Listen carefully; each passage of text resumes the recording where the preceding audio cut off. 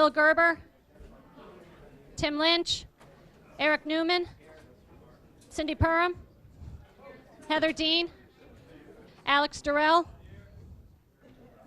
Alexis Harrison, Robin Orris, Julie Gottlieb, Jen Hochberg, Phil Pierce, Liz Esma, Josh Garskoff, Ruth Smay, Carol Way, Jay Wolk, Matthew Ambrose, Hannah Gale, Ray Newberger, Janice Solomon, Tom McCarthy, Mark McDermott, Jill Vergara, Karen Wackerman, Hank Ferentz, Pamela Iacono, Christine Messina, Pete Tallman, Brian Farnan, Drew Georgiadis, Ken Lee, Bill Perugini, Sam Cargill, Paul Fatabine, Michael Hurley, Eric Sunman.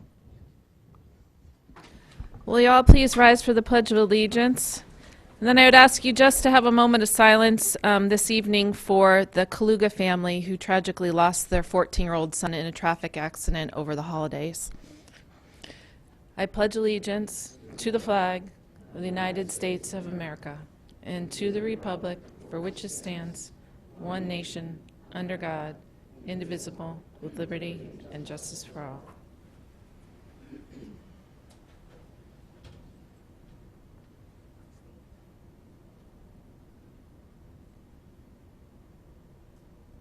Thank you.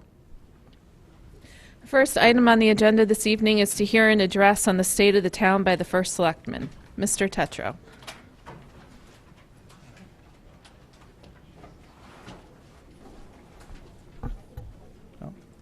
Good evening. You should have a copy of the address at your place. It was handed out earlier. Thank you, Madam Moderator. Members of the Board of Selectmen, members of the Board of Finance, members of the Representative Town Meeting, other elected officials, and members of the public for the opportunity to provide this update on our town.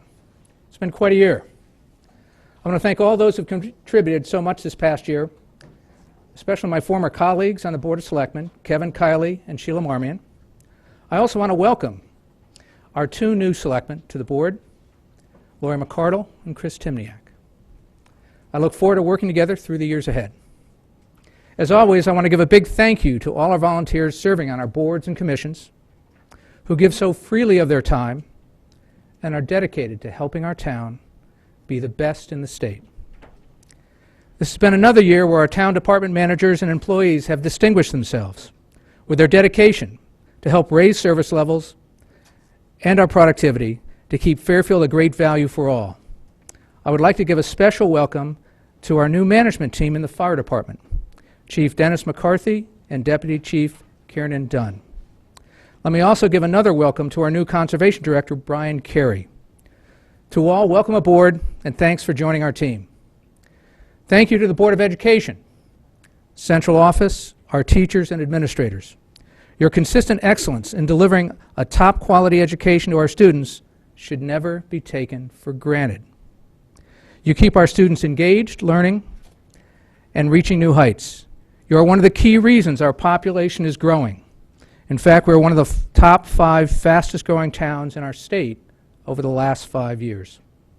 I'm proud of what my administration has accomplished in these turbulent economic times.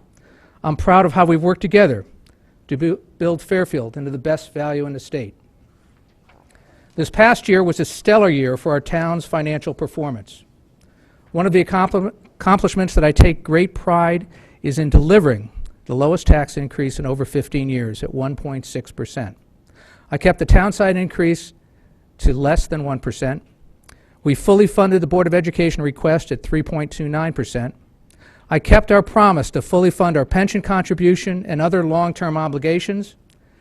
This record low tax increase included increases to senior tax relief, enhanced school security, investments in paving and sidewalks, along with continuing to strengthen our financial reserves with an additional contribution to surplus. This is the best definition I have for a budget that combines a vision for meeting our long-term needs and balancing reasonable taxes. I promised not to kick the can down the road, and I didn't. Again, I want to recognize and thank our labor unions for their support and cooperation as we look for creative ways together to manage our future costs. In each of the contracts I've signed, we've lowered our long-term obligations and liabilities. Moody's Investor Services reaffirmed our coveted AAA rating. They provided the following assessment of my administration. Fairfield has a stable and improving financial position. Fairfield has strong management. Fairfield continues to fully fund their pension plans. Fairfield's management employs conservative budgeting and financial management as evidenced by stable reserve levels, formal fiscal policies, and long-term planning for capital expenditures. Again this year, I'd like to recognize our Chief Fiscal Officer, Bob Mayer, and the Finance Department team for their effort and dedication. We've also completed our property tax reevaluation. The next tax bill sent out for July 1, 2016 will be using these new appraisal values. I wanted to make this process as transparent as possible. We held a series of public information systems to make the process more transparent and understandable. We are one of the first towns in the state to hold these public update sessions. Special thanks to our town tax assessor, Don Ross, and his staff for managing the process so smoothly. I believe economic development is critical to our future prosperity. We are a AAA-rated community with a top-quality school system, a strong local economy with strong demographics, and a great location. Let's look at some of our ongoing economic development projects. I believe we're experiencing one of the strongest periods of economic growth in our town in years. Again, let's look at some of these projects. The Exide factory redevelopment. The Mill River cleanup was just completed. The dredging equipment has been moved from the river. The bags of dredged material that you see along the post road will begin being carted off the site next month. In about 12 months, the new developer should begin work on a major complex for this site and will be a welcome addition to our tax rolls. The Fairfield Metro Center. I'm working with the new leadership at BlackRock Realty. The majority owners have taken control and are moving development forward sooner rather than later. They will be preparing a new approach to this site and will be looking to present this vision to our town and key stakeholders. I will keep you updated on this important project as we move forward. It will be another big boost to our grand list. In the meantime, the new leadership wanted to take some steps forward, and here's what they've done. First, they've repaired the walkway through the open space, so it's free for travel. Second, they're taking steps to meet their obligations for landscaping and maintenance of the grounds around there. And perhaps most importantly, at least for commuters, I'm working with them to get DOT permission to install portable luxury toilets or restrooms on site. Mr. Mermelstein, thank you. DOT appears amenable to the request, though nothing moves as fast as you'd like with DOT. While these are two big stories, there's a lot more going on in our town. Here's a sampling of some of the projects I think will show you why I'm so optimistic. FTC has opened their new warehouse with a 600-seat capacity, and it's a huge boon to our downtown. Plan B restaurant is open, and so is the new Be Fresh Market on the same property. Bankwell's now located on Sasco Hill. Bankwell at a second site is located on Black Rock Turnpike. Bright Horizons has opened on Commerce Drive. New Country Lexus has renovated their site on Kings Highway. Honda has moved over on Linwood. We've got a renovated Circle Inn on the Post Road, and we've got a renovated Hi-Ho up on Black Rock Turnpike. Walgreens has moved on to Kings Highway. Bright Beginnings is located now on Black Rock Turnpike. Gerlich & Herbs is in the process of moving to the Post Road. OSG medical offices are in the process of finishing their building on Commerce Drive. We've got a new medical office on Umpqua Place. Land Rover dealership is moving onto Commerce Drive, and we've got a new mixed-use development on Commerce Drive where the former Fitness Edge was. And we have an assisted living facility going up on Mill Plain Road behind Carlton Convalescent Home. And quite a few more projects in earlier stages of proposal or approval. I see this list as the best indication of how strong our local economy is and how bright our future is. GE has announced they are leaving. While they've been a valued corporate citizen of our town, I believe this can create opportunities for our town. Within 72 hours of this announcement, Cleveland Properties stepped up to voice their interest in acquiring the GE site. The Clevelands have some very exciting plans for this site that will play an important role in Fairfield's future. They are proposing a corporate technology complex to be developed right here in Fairfield. This redevelopment could lead to more jobs, more growth, and more tax revenue for our town. In addition, the Economic Development Commission is working on a long-range plan to target strategic growth opportunities. Increased support for tourism is one of their focal points. Mr. Barnhart, our Economic Development Director, has been working with the Fairfield Museum, FTC, the Audubon Center, and both universities to take advantage of our existing resources and assets.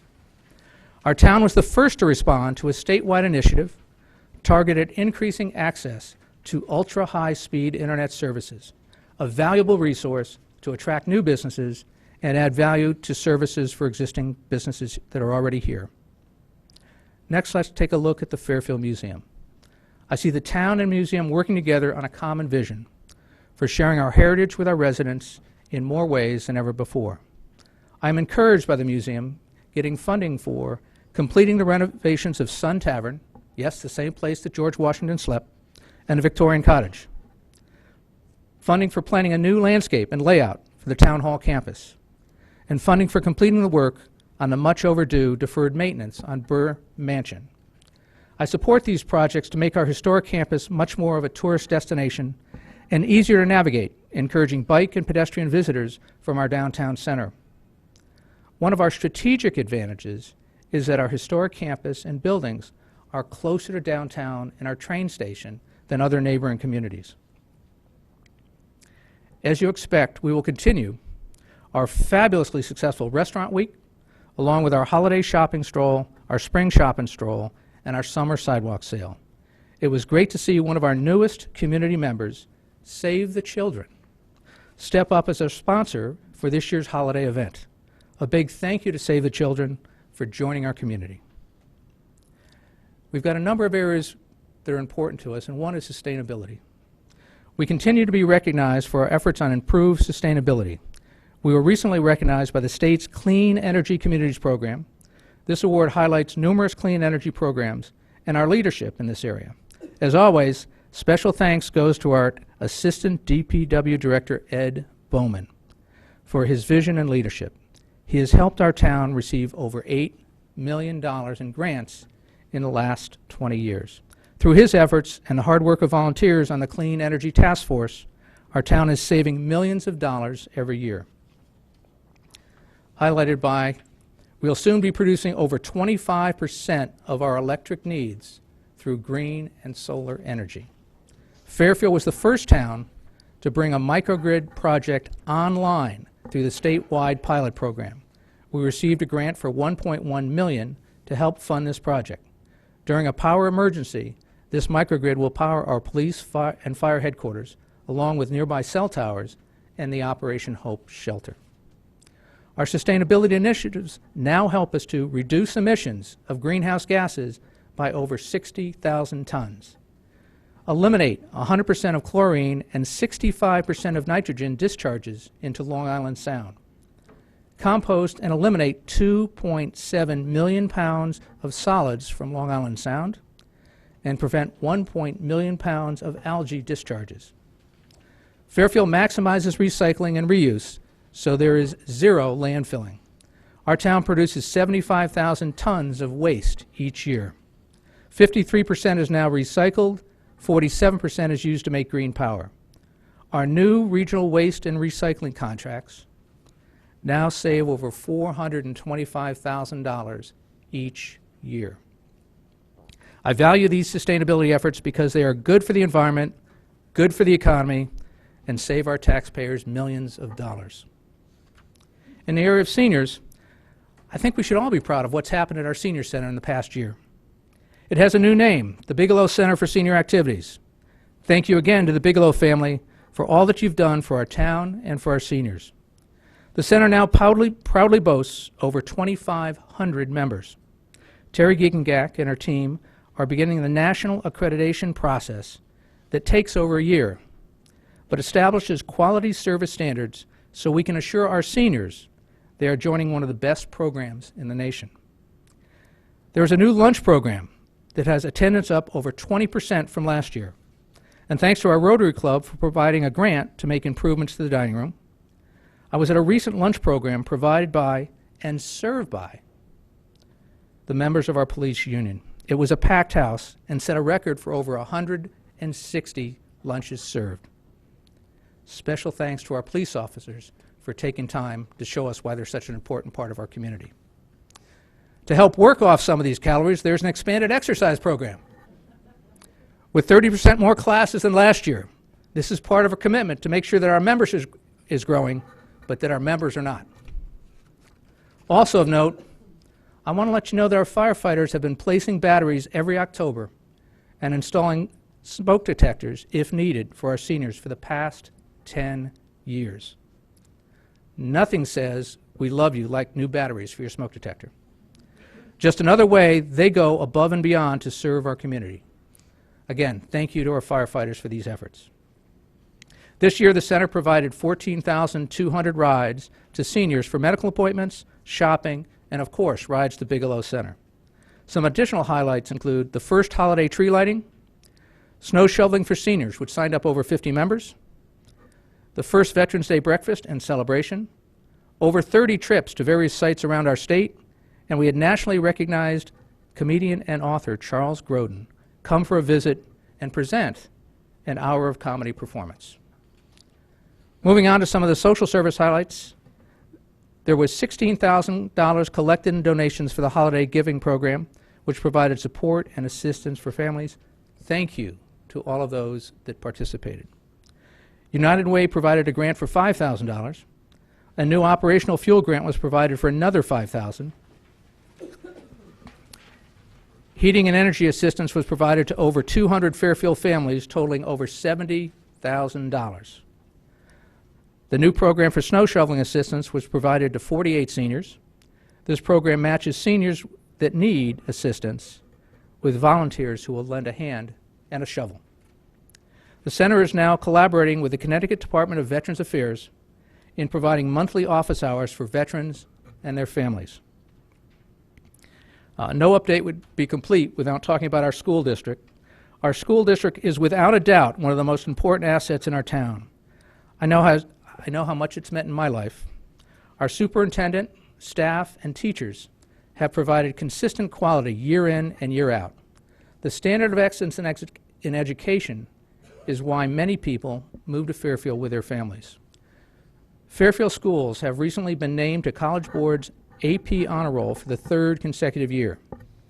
They've received awards from the Connecticut Association of Education for excellence in communications, including their district budget presentation. We have athletic teams and individual athletes winning state championships in various sports on a frequent basis. We have multiple National Merit Scholars recognized for scoring in the top 1% nationally.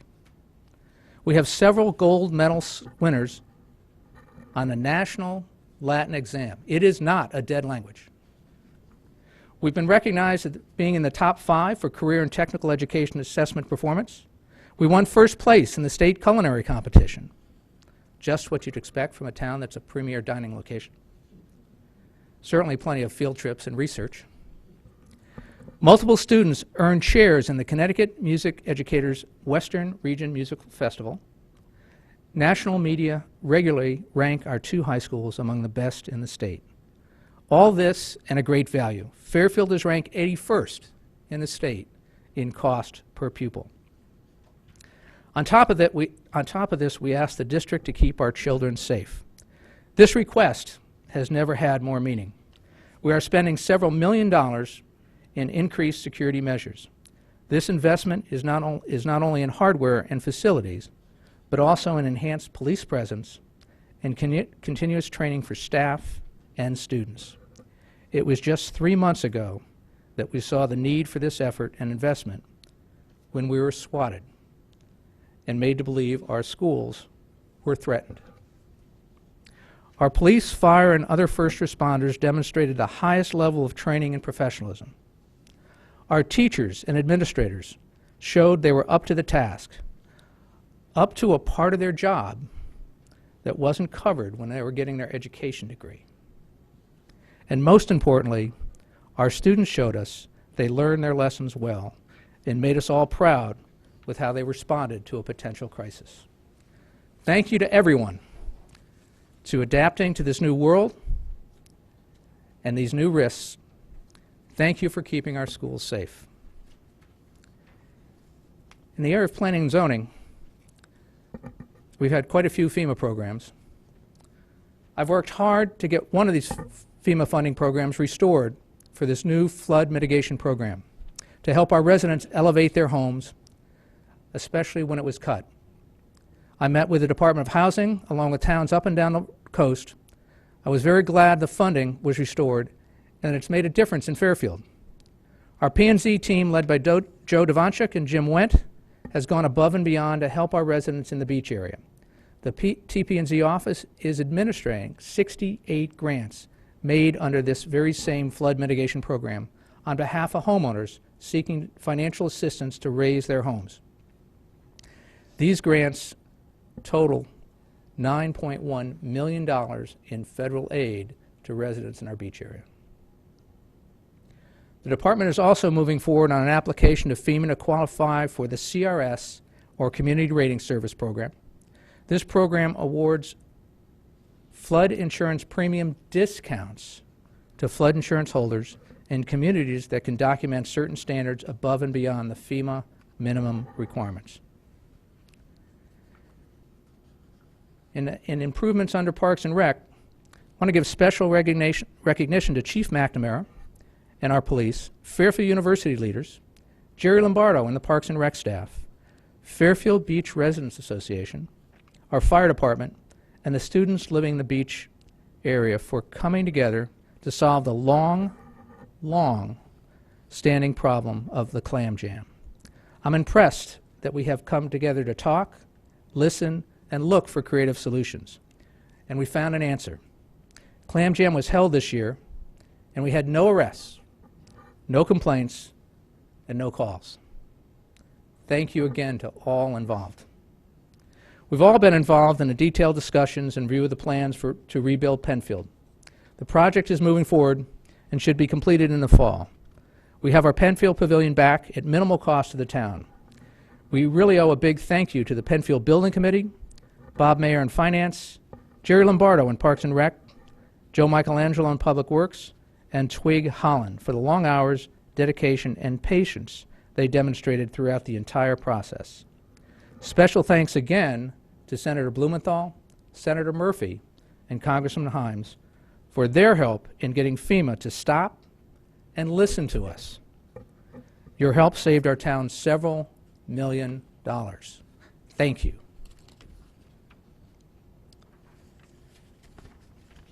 We had additional storm resiliency grants, and again, special recognition here has to go to DPW Director Joe Michelangelo and his team. We received over $5 million in grants for improved storm preparedness thanks to their efforts. $4.8 million in 2 grants for the water treatment facility and $225,000 to be used towards rebuilding Penfield. It takes vision, initiative, and lots of paperwork to bring these funds back to our town. Joe, thank you and your team for saving our taxpayers this very significant amount of money. We'll be much better prepared for the next storm. On the challenges ahead, our community spirit and our commitment to work together will be needed in the years ahead. It will take creativity and skill to find solutions that work for our entire community. I believe it's important to address our long-term issues. I'm committed to working for more affordable and senior housing, keeping our schools and towns safe, moving forward on plans to expand our sewer system capacity to support continued commercial growth, finding creative solutions for parking for downtown and other commercial areas for commuters, shoppers, and employees, finding creative solutions for our traffic congestion in our town, continuing economic development and expanding our commercial tax base, bringing the community theater back to life, managing our expenses to keep Fairfield the best value in the state. There isn't a better time for us to embark on our town-wide strategic plan. We'll be getting started on this in the next few weeks. We'll need everyone's input and help. I'm more excited than ever to face the challenges ahead and solve some of these issues. As I stated last year, as First Selectman, it is my mission to serve all the people of our town, from the students who need a safe environment for an excellent education, to the seniors on fixed incomes who wish to stay here, to the taxpayers who want high-quality services and reasonable taxes. I am committed to maintaining Fairfield as the best value in the state. Thank you to everyone for your involvement, your volunteer spirit, and your support of our town. And thank you for the opportunity to speak to you tonight. Thank you.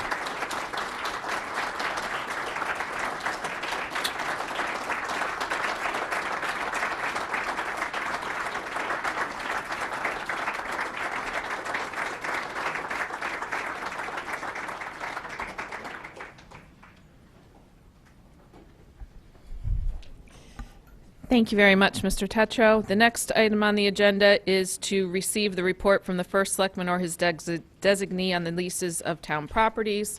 You all received a copy of the report. There was discussion in committee. Is there any other further discussion? Excellent. Thank you. Item number 4, to hear a report from the blight officer concerning condemnation and blight. Mr. Conley.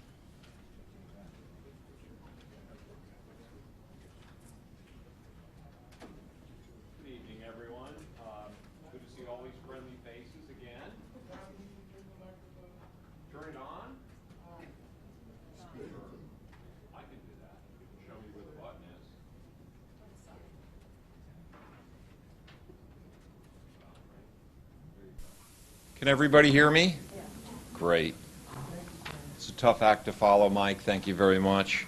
I hope everybody received my my short blight report.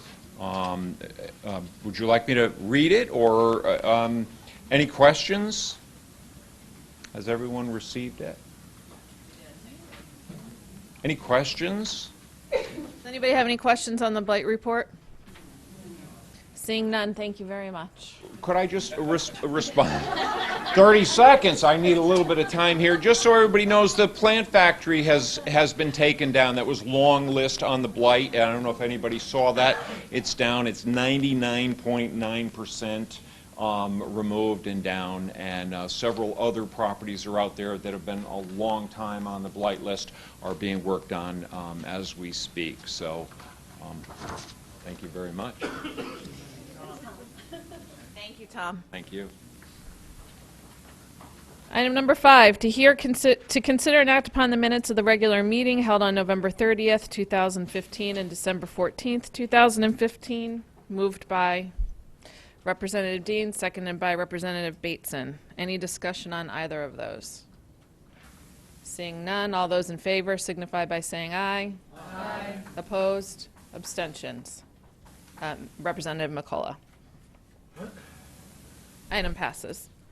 Item number 6, to hear, consider, and act upon the following reappointments to the Harbor Management Commission as recommended by the Board of Selectmen. James L. Harmon, Democrat, 710 Mill Hill Road, term November 2015 to 2019. Norman Marsilius, Republican, 86 Hillbrook Lane, term November 2015 to 2019. Moved by Representative McCullough, seconded by Representative Zezima. Is there any discussion on this item? Seeing none, would anyone from the public wish to address this item? Back to the body. All those in favor signify by saying aye. Aye. Opposed? Abstentions? Item passes. Item number 7, to hear, consider, and act upon the following reappointment to the Historic District Commission as recommended by the Board of Selectmen. Margaret B. Kufferman, unaffiliated, 877 Westport Turnpike, term November 2015 to 2020. Moved by Representative Hochberg, seconded by Representative McCarthy. Is there any discussion on this item? Representative Vergara.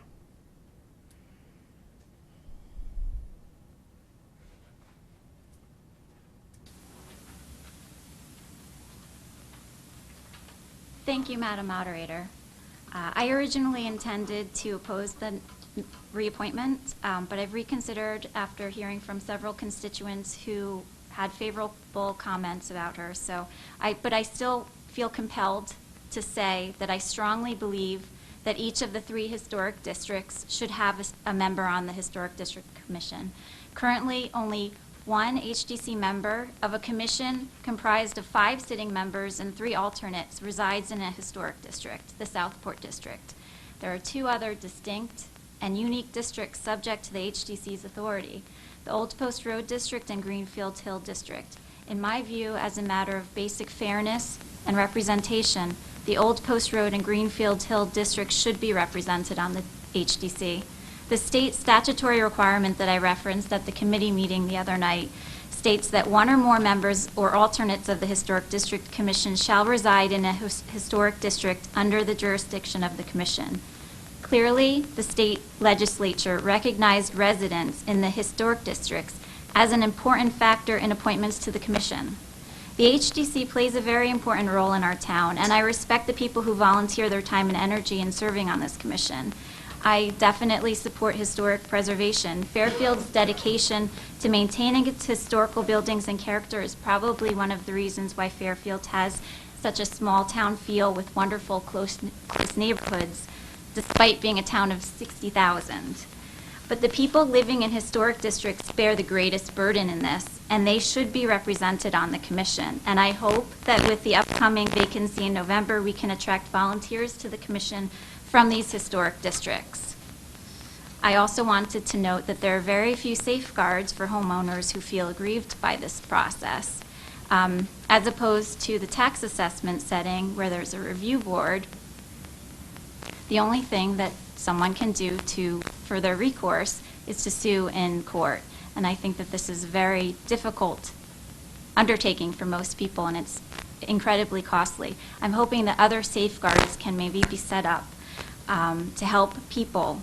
I would like to ask the moderator to direct the chairman of the HDC to submit reports to us, possibly, of their actions and to try to summarize their mission. I think this could help my constituents.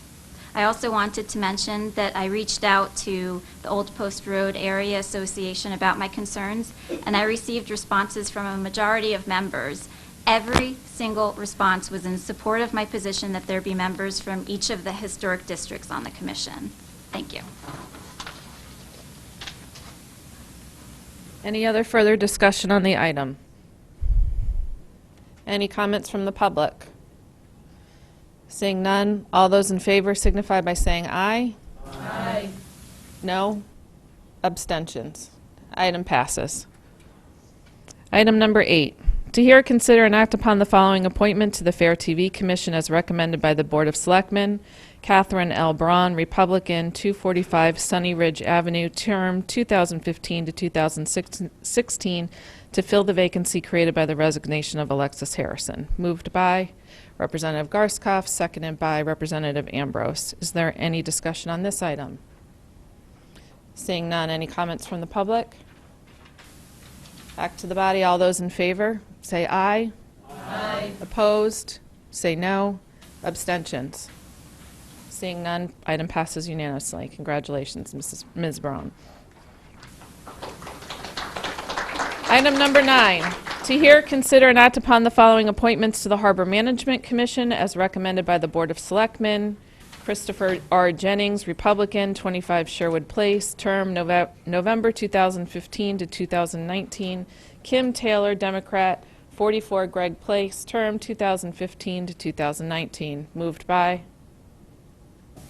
Representative Bateson, seconded by Representative McDermott. Is there any discussion on this item? Seeing none, anyone from the public who wishes to address this? Back to the body. All those in favor signify by saying aye. Aye. Opposed? Abstentions. Representative McCullough. Item passes. Congratulations, Mr. Jennings and Ms. Taylor. Item number 10, to hear, consider, and act upon the following appointments to the Board of Assessment Appeals as recommended by the Board of Assessment Appeals Chairman in accordance with Section 8-1 of the Town Code and approved by the Special Legislative Management Committee as referred by the moderator for review and recommendation. Pamela M. Fernberg, Republican, 94 Puritan Road. Kathleen D. Griffin, Democrat, 401 Brookbend Road. Clifford J. Smith, Republican, 770 Oldfield Road. the term for each being BAA hearing and discussion sessions during 2016. Moved by Representative Perham, seconded by Representative Wackerman. Is there any discussion on this item? Representative Ambrose.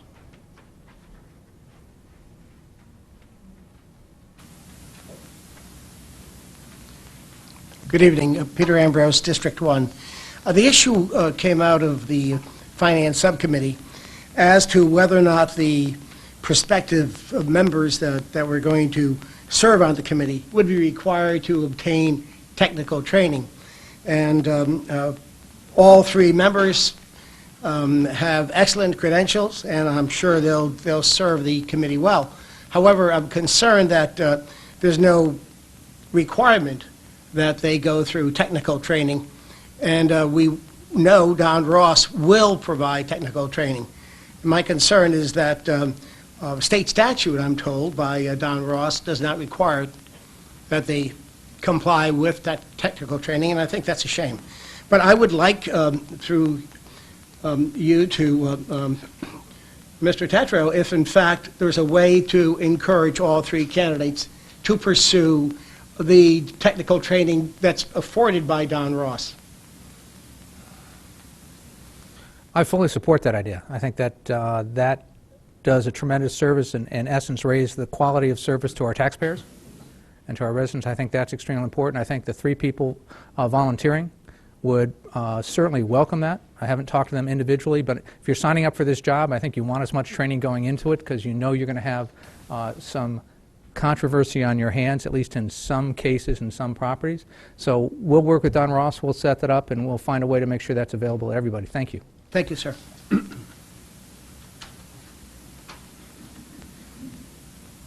Any other discussion on this item? Seeing none, any comments from the public?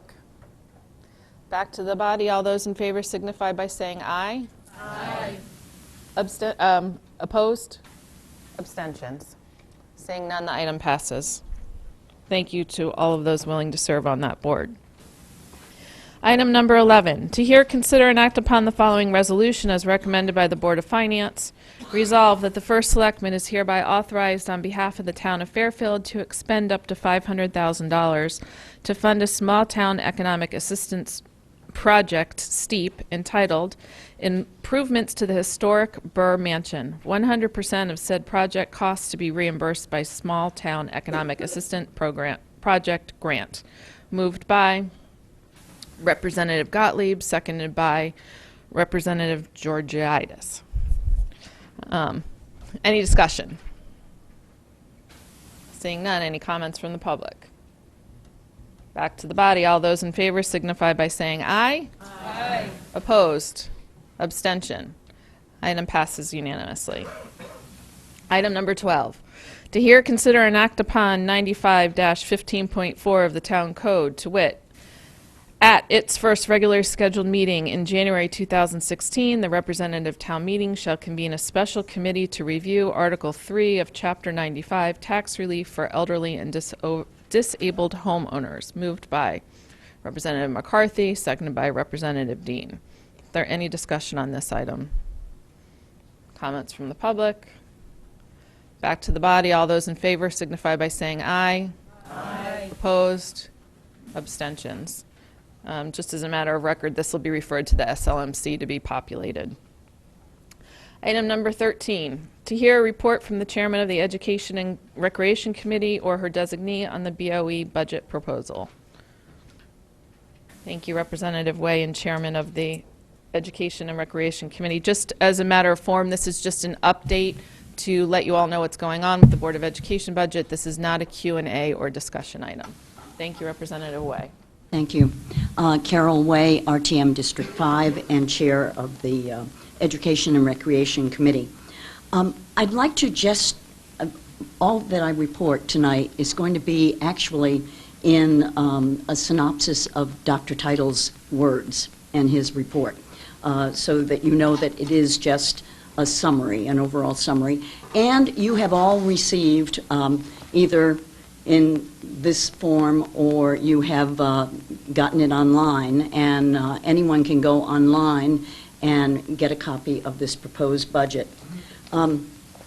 One of the things that I thought might be helpful to all of us, though, and particularly the newer people on the RTM, is to give you a listing of the dates, significant dates, that deal with the budget. The first one, of course, was Dr. Title presented this proposed budget on January 12th.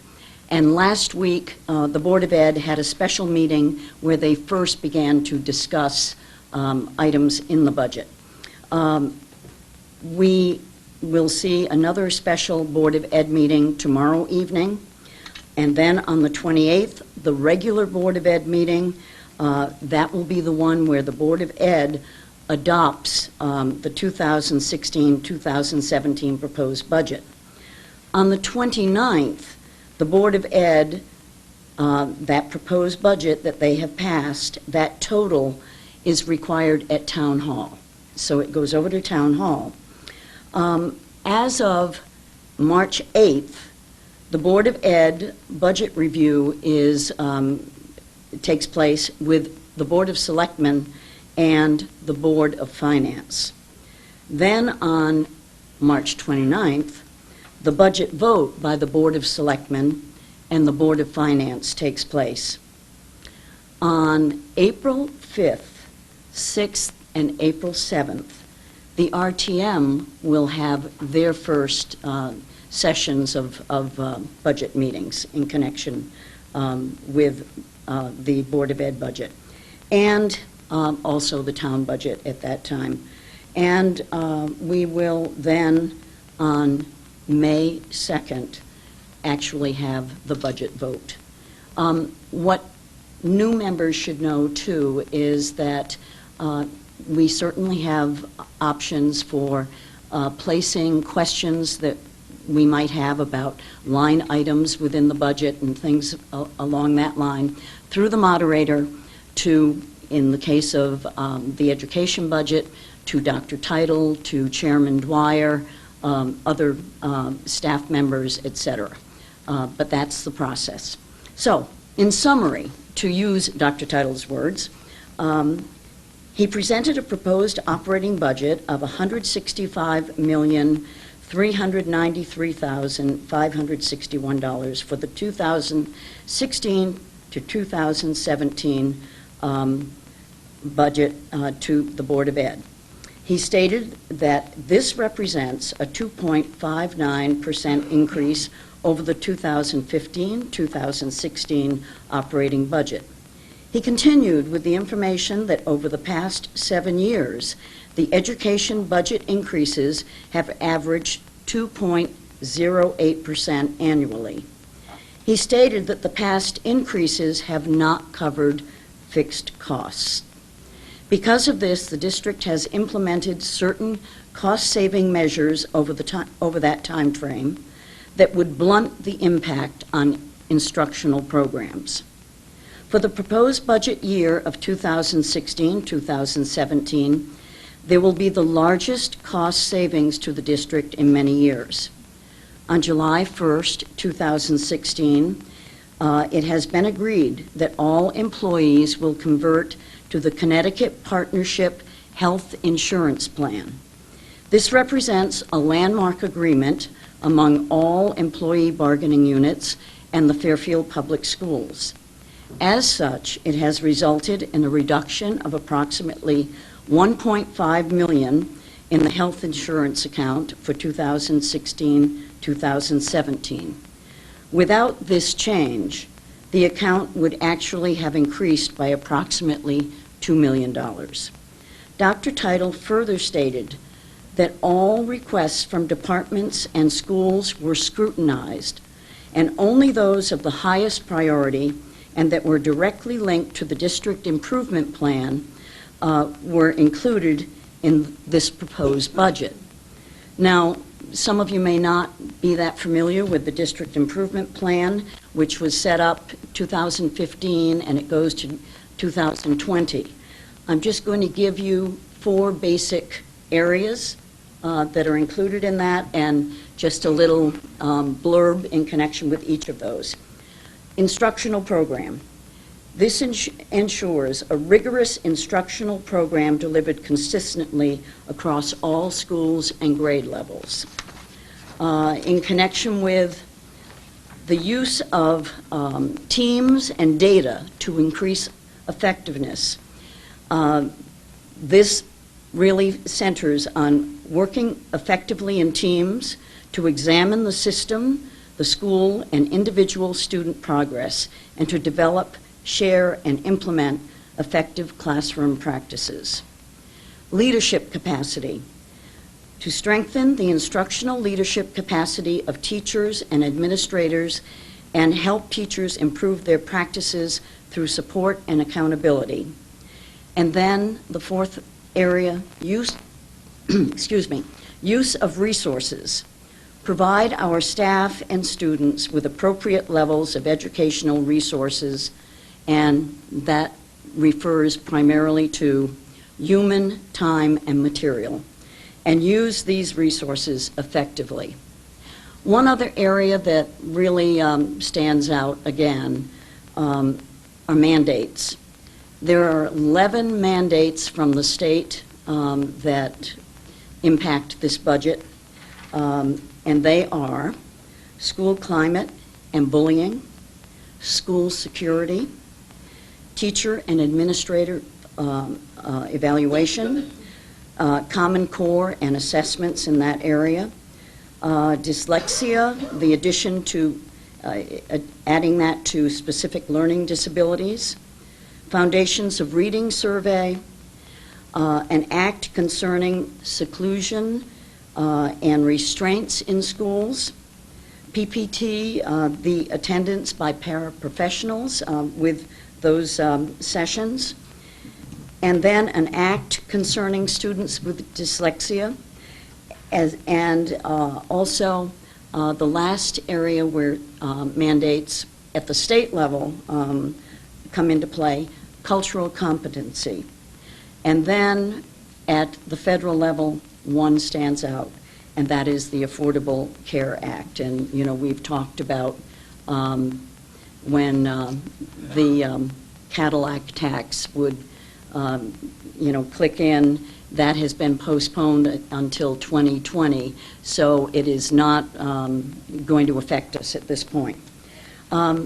The one other thing that he did state, and I think that it's worth mentioning again to the entire body, if you didn't see the presentation that he gave on the 12th, he praised Doreen Munsell, Director of Finance and Business Services, and her staff for the production of the proposed budget booklet and the PowerPoint, which was great, as usual.